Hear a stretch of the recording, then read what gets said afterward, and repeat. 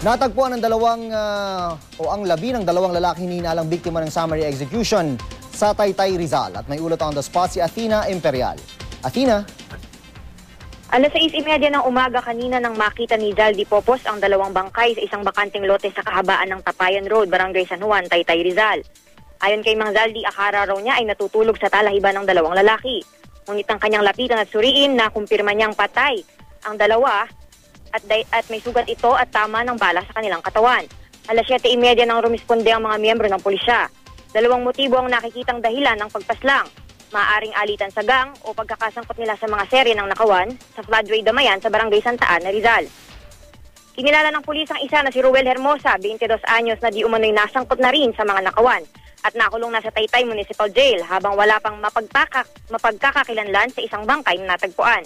Ayon sa initial report ng SOCO, may 3 tama ng 45 caliber na baril sa katawan ang di pa nakikilalang biktima, habang ang bangkay ni Hermosa, isa ang tama sa noo.